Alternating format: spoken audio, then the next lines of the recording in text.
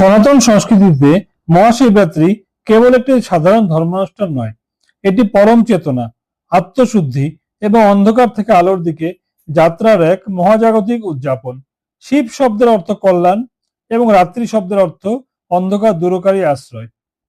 ফাল্গুন মাসের কৃষ্ণপক্ষের চতুর্দশী তিথিতে যখন সূর্য ও চন্দ্রের অবস্থান মানব মনে সংযম ও ধ্যানের অনুকূল পরিবেশ তৈরি করে, তখনই পালিত হয় এই মহাপর্ব। মহাশিবরাত্রির আগমনকে ঘিরে পৌরাণিক কাহিনীর বৈচিত্র্য অপরিসীম।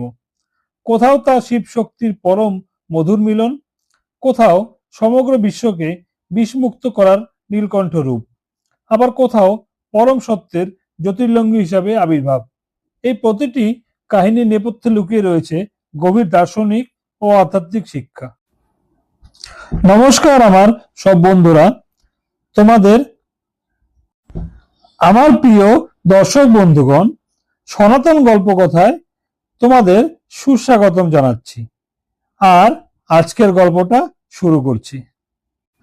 মহাশিবরাত্রির সবচেয়ে বহুল প্রচলিত কাহিনী হলো আদিপুরুষ দেবাদিদেব শিব এবং আদিশক্তি দেবী পার্বতীর পবিত্র বিবাহ। রাজা দক্ষের যজ্ঞস্থলে দেবী সতী দেহত্যাগ করার পর মহাদেব চরম বৈরাগ্য লাভ করেন এবং সমস্ত কিছু ত্যাগ করে গভীর সমাধিতে মগ্ন হন। সতী পুনরায় হিমালয় ও মেনকার গর্ভে দেবী পার্বতী হিসেবে জন্ম নেন। শৈশব থেকেই পার্বতী শিবকে প্রতিরূপে পাওয়ার সংকল্প করেন, কিন্তু সমাধি ভাঙা এত সহজ ছিল না। কামদেবকে ভস্ম করার পরও পার্বতী বিচলিত হননি। তিনি রাজপ্রাসাদের সমস্ত সুখ ত্যাগ করে বলকল বস্ত্র পরিধান করে হাজার বছর ধরে চরম তপস্যা করেন। পার্বতীর এই নিঃস্বার্থ ও সুকঠিত পদে প্রসন্ন হয়ে ফাল্গুন চতুর্দশীর এই রাতে মহাদেব তাহাকে পত্নী রূপে গ্রহণ করেন। দেব দানব যক্ষ রক্ষ ভূত প্রেত ও ঋষিমুনিদের উপস্থিতিতে পরম বিবাহ সম্পন্ন হয়। মহাদেব হলেন পুরুষ এবং দেবী পার্বতী হলেন প্রকৃতি। মহাশিবরাত্রির এই রাতে পুরুষ ও প্রকৃতির পরম মিলন ঘটে, যা থেকে সমগ্র সৃষ্টির নবজাগরণ হয়। পৌরাণিক আখ্যান অনুযায়ী মহাশিবরাত্রির সাথে সমগ্র সৃষ্টিকে বিনাশের হাত থেকে বাঁচানোর এক পরম ত্যাগের গল্প জড়িয়ে রয়েছে। একবার অমরত্ব লাভের আশায় দেবতা ও অসুররা যৌথভাবে ক্ষীরোদ সমুদ্র মন্থন শুরু করেন। মন্দর পর্বতকে মন্থন দণ্ড এবং নাগরাজ বাসুকীকে রজ্জু হিসেবে ব্যবহার করা হয়, কিন্তু অমৃত ওঠার ঠিক পূর্বে সমুদ্র থেকে নির্গত হয় পরম ভয়ঙ্কর হলাহল নামক বিষ, যা উত্তাপ ও ধোঁয়ায় ত্রিভুবন জ্বলে পুড়ে ছাই হতে শুরু করে। কোন দেবতা বা দানবের ক্ষমতা ছিল না এই বিষ প্রতিরোধ করার। অগত্যা সবাই মহাদেবের শরণাপন্ন হন। জগৎ সংসারকে রক্ষা করতে পরম করুণাময় শিব সেই সমস্ত কালকূট বিষ নিজের হাতের তালুতে নিয়ে পান করেন। কিন্তু বিশ্বকে নিজের পেটের ভেতর রক্ষা করতে এবং শিবের শরীরে বিষ ছড়িয়ে পড়া রোধ করতে দেবী পার্বতী শিবের গলায় হাত চেপে ধরেন। বিষটি শিবের কণ্ঠদেশে আটকে থাকে এবং বিষের তীব্র প্রবাহে তার গলা নীল বর্ণ ধারণ করে। সেদিন থেকে তিনি নীলকণ্ঠ নামে পরিচিত হন। বিষের মারাত্মক জ্বালা শান্ত করার জন্য দেবতারা সারা রাত জেগে শিবের মাথায় গঙ্গা জল ও দুধ ঢালেন, শীতল বেলপাতা অর্পণ করেন এবং স্তব কীর্তন করে তাকে জেগে থাকতে সাহায্য করেন। মহাদেব যে রাতে বিশ্বকে রক্ষা করার জন্য এই কষ্ট সহ্য করেছিলেন, সেই রাতটিকেই স্মরণ করে ভক্তরা প্রতি বছর মহাশিবরাত্রিতে উপবাস ও রাত্রি জাগরণ করেন। শিবপুরাণ মতে মহাশিবরাত্রির রাতেই দেবাদিদেব মহাদেব প্রথমবার নিজের আদি ও অনাদি রূপ প্রকাশ করেছিলেন।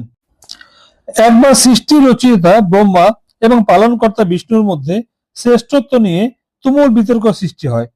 বিশ্ব ব্রহ্মাণ্ড যখন তাদের অহংকারের উত্তাপে টালটামাল, তখন তাদের চেতনা ফিরিয়ে দিতে পরমেশ্বর শিব এক অসীম আলোকস্তম্ভ রূপ ধারণ করেন, যে আলোকস্তম্ভর না ছিল কোনো শেষ, না ছিল কোনো শুরু। হঠাৎ করেই একবার ব্রহ্মা ও বিষ্ণুর সামনে প্রকট হয় এক সুবিশাল অগ্নিস্তম্ভ বা জ্যোতির্লিঙ্গ, যার কোনো শুরু বা শেষ দেখা যাচ্ছিল না। তখন মহাদেব তাদের বলেন যে তোমাদের দুজনের মধ্যে যে আমার শুরু বা শেষ বের করতে পারবেন সেই হবে এই এই এই বিশ্ব ব্রহ্মাণ্ডের সেরা।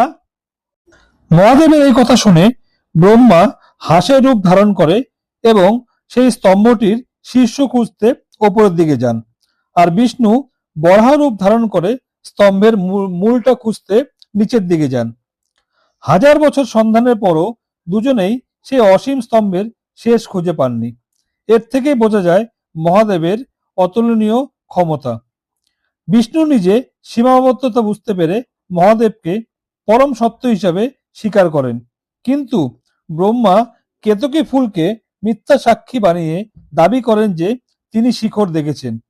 এই কথা শুনে শিব তার জ্যোতির্লিঙ্গ থেকে প্রকট হয়ে ব্রহ্মার অহংকার ও মিথ্যাচার চূর্ণ করেন। যে রাতে শিব প্রথমবার এই পরম জ্যোতির্লিঙ্গ রূপে আবির্ভূত হয়েছিলেন সেটি ছিল মহাশিবরাত্রির রাত। মহাশিবরাত্রির ব্রত পালনের অলৌকিক ফল বোঝাতে এক শিকারীর গল্প বিশেষভাবে স্মরণ করা হয়। লুব্ধক নামের এক ব্যাধ বনের মধ্যে হরিণ শিকারে গিয়ে রাতে পথ হারিয়ে ফেলে। হিংস্র পশুর হাত থেকে বাঁচতে সে একটি বেল গাছে গিয়ে আশ্রয় নেয়। সারা রাত জেগে থাকার জন্য সে না বুঝে বেল পাতা ছিঁড়ে ছিঁড়ে নিচে ফেলতে থাকে। কাকতালীয়ভাবে সেই বেলগাছের ঠিক নিচে একটি শিবলিঙ্গ ছিল। শিকারী না জেনে সারা রাত উপবাসে থেকে নিজের চোখের জল ও ছিঁড়ে ফেলা বেলপাতা শিবলিঙ্গের ওপর ফেলেছিল। তার অজান্তে করা এই উপবাস, বিল্বপত্র অর্পণ ও রাত্রি জাগরণেরই দেবাদিদেব অত্যন্ত সন্তুষ্ট হন। মৃত্যুর পর যমদূতরা তাকে নিতে এলে শিবদূতরা তাকে রক্ষা করে এবং শিবলোকে নিয়ে যায়। এই কাহিনী নির্দেশ করে যে মহাশিবরাত্রির রাতে ভক্তি ভরে সামান্য জল ও বেলপাতা অর্পণ করলেও মহাদেব প্রসন্ন হন। সংক্ষেপে মহাশিবরাত্রি কেবল একটি পৌরাণিক রীতিনীতি বা নিয়ম কানুনের রাত নয়, এটি মানুষের ভেতরের শিবত্ব বা পরম চেতনাকে জাগ্রত করার এক মহৎ শুভক্ষণ। শিব যেমন বিষ পান করে নীলকণ্ঠ হয়ে পরম ত্যাগের বার্তা দিয়েছেন, তেমনি এই রাত আমাদের শেখায় মনের কাম, ক্রোধ ও অহংকারের বিষকে দূরে ঠেলে দিয়ে ভক্তি ও ধ্যানের আলোয় নিজেকে আলোকিত করতে। এই মহাপর্বে উপবাস ও রাত্রি জাগরণের মাধ্যমে ভক্তরা নিজেদের মানসিক ও আধ্যাত্মিক উন্নতির সোপানে পৌঁছে যান এবং দেবাদিদেব মহাদেবের পরম কৃপা লাভ করেন। যদি মহাদেবের এই মহাকাব্যিক উপাখ্যান আপনার ভালো লেগে থাকে তবে ভিডিওটিতে একটি লাইক অবশ্যই দিন। সনাতন ধর্মের এমন অজানা ও পৌরাণিক গল্পগুলো সবার মাঝে ছড়িয়ে দিতে ভিডিওটি শেয়ার করতে ভুলবেন না। আপনার মূল্যবান মতামত আমাদের কমেন্ট বক্সে লিখে জানান। সনাতন গল্প কথা চ্যানেলে নতুন হয়ে থাকলে এখনই সাবস্ক্রাইব করে বেল আইকনটি প্রেস করে দিন। দেখা হচ্ছে পরবর্তী পর্বে। ততক্ষণের জন্য হর হর মহাদেব।